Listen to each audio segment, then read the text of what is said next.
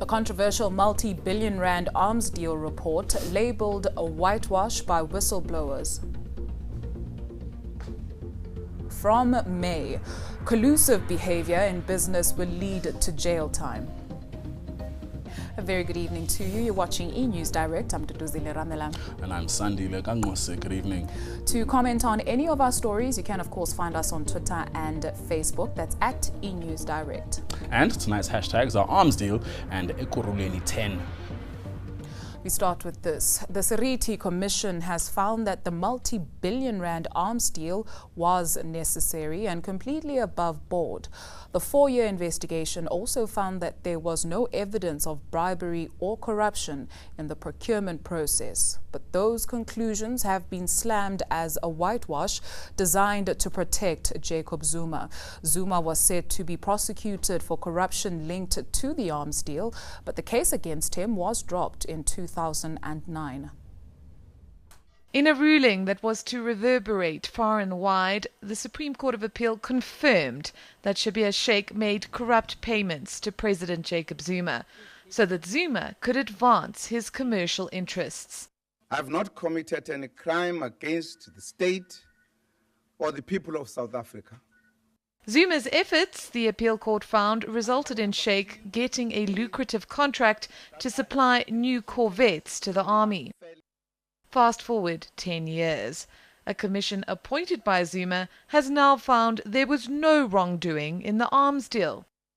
This despite the arms deal corruption and fraud convictions of both Shaik and former ANC MP Tony Yengeni. The commission states that the widespread allegations of bribery, corruption and fraud in the arms procurement process, especially in relation to the selection of the preferred bidders and costs, have found no support or collaboration in the evidence. But what exactly did the Commission consider? 2 years ago, 2 of its staffers resigned from their position, claiming that crucial evidence of corruption had been deliberately withheld from them. Judge Willie Seriti also chose not to admit into evidence a damning report, which suggested that a German submarine company had paid millions to influence senior South African politicians. The Commission's spokesperson had stated earlier that any person or company implicated in wrongdoing would be called to testify. Zuma was never called. The dossier that I took to Parliament in September of 1999, it led to 2 prosecutions, Tony Yengeni and Schabir Shaik. Where is Schabir Shaik today? He was found guilty, he was put in jail, again released by President Jacob Zuma. He's still very much alive out there, and the evidence in his case was heavily weighed against Zuma. De Lille has slammed the Seriti Commission as a whitewash. A number of arms deal activists share her view. The North Gauteng High Court is currently deciding whether the decision not to prosecute Zuma was lawful, but the Seriti Commission's findings will not have any influence on that process. Karen Moore, Johannesburg. New laws will see business owners and executives involved in price collusion being jailed. Economic Development Minister Ibrahim Patel made the announcement during his department's budget vote in Parliament. The legislation, which is connected to the Competitions Amendment Act, will come into effect in May. The days of dodgy anti-competitive practices and collusion by big business are numbered. The new law will take aim at executives involved in anti-competitive pricing. While the Competition Commission already investigates anti-competitive behavior, Economic Development Minister Ibrahim Patel says industry bosses could now face jail time for collusion or taking part in cartel behavior. Whilst arguably criminal investigations can be conducted on any number of things. There could be fraudulent misrepresentation, there could be racketeering, there's all sorts of things you can do. But we want to make sure that the prosecutorial authorities have very clear and firm guidance from the law that allows them to meet the test of illegality more easily. Patel says they won't be reinvestigating previous Competition Commission probes. Stiff fines have already been issued for collusive behavior in the construction industry related to the 2010 World Cup. Bread makers have also been found guilty of price fixing. Patel says it will ultimately benefit the consumer. Through increasing the level of actions by the state, it's to ensure that you create such a huge disincentive on directors and managers to collude with each other and with competitors, really, against the public interest. Patel has also announced a deal reached with beer producer AB InBev. The company is finalizing a $100 million deal to buy SAB Miller. A condition of the acquisition is a R1 billion investment towards mainly local hops and malt growers, as well as training and support for local businesses in the bottling and brewing sector. Lester Kivat, Parliament. Cabinet wants the Ministers of Finance, Labour and Mineral Resources to meet with the country's 4 major banks over Oak Bay resources. First National Bank, ABSA, Nedbank as well as Standard Bank have announced they will cut ties with the Gupta-owned company by the end of May. They've cited reputational risks as the reason after allegations of state capture by the Gupta family. But Cabinet says the bank's action may deter potential investors who may want to do business with South Africa. Government says a lasting solution is needed to deal with the matter. Friends and family have gathered to remember the victims of the ANC bus crash. 10 ANC volunteers lost their lives when their bus overturned on their way home to Katlehong from the ANC manifesto launch in Port Elizabeth. It was a day of high emotion. One of the first men to arrive at the scene on Sunday morning described the harrowing sight on the N1 outside Wynberg. The road was as clear as daylight. There wasn't any pothole. Then the bus rolled over and killed the people. When we got there, some people were trapped under the bus. But there were also some other comrades helping, trying to save others from under the bus. Those are the heroes. A time of pain for the families, as friends and neighbors paid tribute to their loved ones. I had to go Bloemfontein on Monday to identify my own brother. And when I arrived there, he didn't look the same. I couldn't sleep for the past 3 days. I had to help my uncle because he was alone and there was no one. I had to be strong and attend meetings for funeral preparations. The youngest victim was a student leader at a local high school. 5 of the deceased were newly elected members of their ANC branch executive. The party has called on the survivors to continue their good work. Comrades must use this occasion to unite the movement. The ANC needs unity today more than any time before. 9 of the victims will be laid to rest on Saturday in Ekurhuleni. The 10th will be buried on home soil in KZN. Umgeni Water says although there's been slight improvements in water levels at the Hazelmere Dam near Verulem north of Durban, restrictions still remain. The impact of the drought is still felt in many parts of KwaZulu-Natal.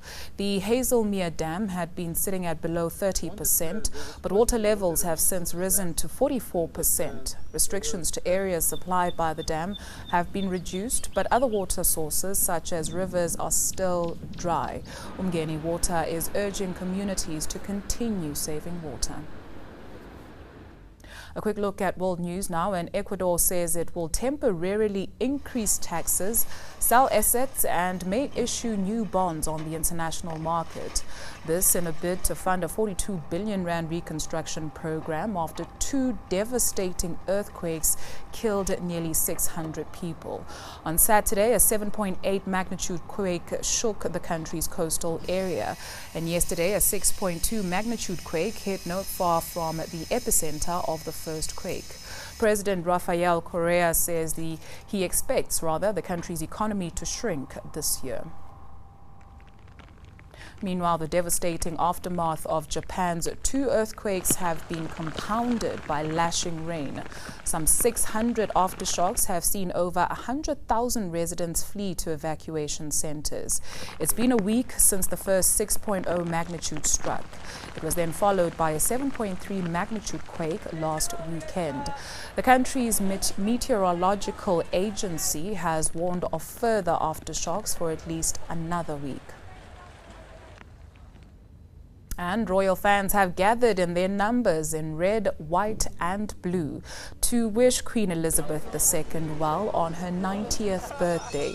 Her Royal Highness greeted the celebrations on her walkabout from Windsor Castle through the town.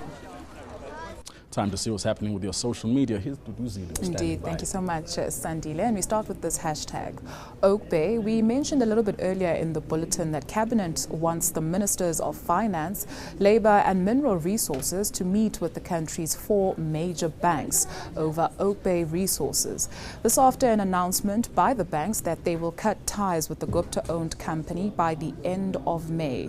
They've cited reputational risks as the reason after allegations of state capture by the Gupta family.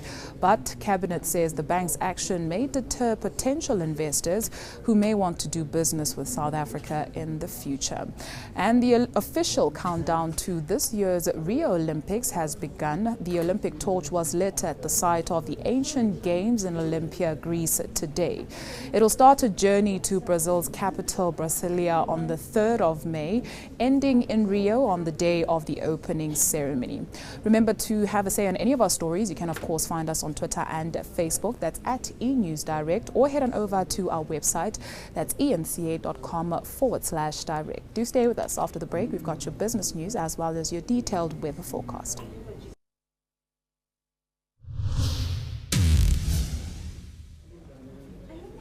Money matters now, and cell phone giant MTN says it disconnected 4.5 million Nigerian subscribers in February in a bid to comply with the country's regulations. The Nigerian Communications Commission slapped the telecoms giant with a $5.2 billion fine last year for failing to disconnect unregistered SIM cards.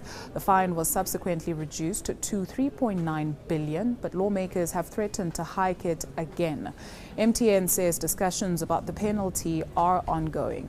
In the meantime, it says it's not taking any risks regarding unregistered SIMs. The company's Nigeria subscriber base now stands at 57 million. Right, let's see how the markets perform today.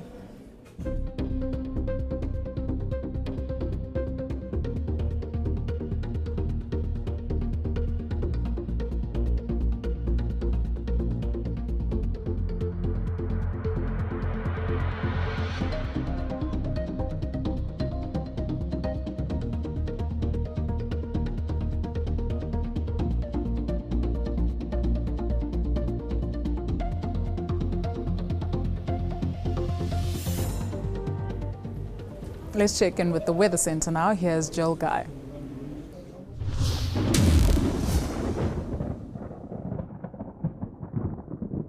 Hello everyone and welcome to the Weather Center. On Thursday we saw this band of cloud associated with a cold front sweeping across the central and eastern parts of the country, introducing cloudy and wet weather into those parts of the country. At the same time, we had wintry weather gripping the southwestern areas ahead of another ominous looking cold front which is racing for these parts of the country. Now that cold front is going to hit our shores on Friday afternoon. Now the cold front is going to bring us a lot of wet weather over the southwestern areas where up to 50 millimeters of rain is possible in places. On the other hand, it's going to be mostly dry for KwaZulu-Natal, partly cloudy and warm to hot in most areas. A bit of rain in the morning, however, is forecast around Durban. We are expecting a mostly dry day as well across the Eastern Cape with warm temperatures, cooler over the northern sections where Aliwal North could see a few sprinkles in the afternoon. It's going to be pretty wet over the Western Cape with windy conditions along the coastal areas. Winds could gust up to 65 kilometers per hour around the Cape Peninsula, where temperatures will peak at just 19 for Cape Town. Cloudy, wet and windy weather is also forecast for the southwestern parts of the Northern Cape. Passing showers for Kimberley, peaking at around 26 degrees. Isolated thunder showers are forecast for the Free State, Bloemfontein, reaching a high of around 25. We could also see a few sprinkles over the western areas of the northwest. Mostly sunny skies will persist for Zeerust and Rustenburg. It's going to be mostly clear once again across the Limpopo province, with temperatures in the lower to mid 30s for most areas. Similar weather continues across the Mpumalanga province, partly cloudy as we go towards the southern sections. We are expecting mostly clear skies for Gauteng, Pretoria, warming to 29 degrees. On Saturday, we are going to have a bit of rain around Springbok and George, as well as Durban and Richards Bay. Thunder showers are forecast for Gauteng. A sunny Sunday is forecast across much of the country.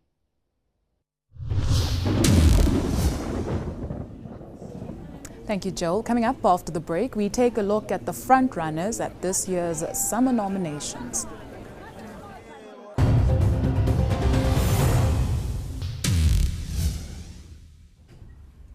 Welcome back. The South African Music Award nominees have been revealed. 5 artists lead the nominations race with at least 4 nods each. Yep, and they are Nathi Mankai, DJ Black Coffee, Ricky Rick, MT and Songbird Zonke Tikana. The coveted awards will be hosted in June and pay homage to the 1976 Soweto uprising. So the nominees for the 22nd South African Music Awards have finally been announced. A couple of ooh, a couple of aibo, and a lot of yay! And the nominees for this year go a lot like this. Best Male Artist of the Year. Best Female Artist of the Year. And I feel blessed. Everything I've ever imagined, everything I've always wanted is happening. At least in Zawuzana mhlamba kanye ezinhlanu ezi5 but endichonga kakhulu nakulo nyaka ndichonge Song of the Year. Best Alternative Music Album. Best Classic Instrumental Album. Best Kwaito Album. I think the South African music industry is such a vibrant and energetic and interesting industries. Well, I think we came with something new, a different kind of style, Ishumaya, like new boys in the scene. Best Maskandi Album. Best Rap Album. Best Collaboration. Best Music Video of the Year. I'm happy, but you know, it's just nominate here all the time, so it's about can we take something home this time. Check out the nominees. The biggest category, Song of the Year, will be announced on Friday. Artists will be canvassing for the public's vote. The awards take place on the 4th of June. Nondobeko Sibisi at the Soweto Theatre, Jabulani.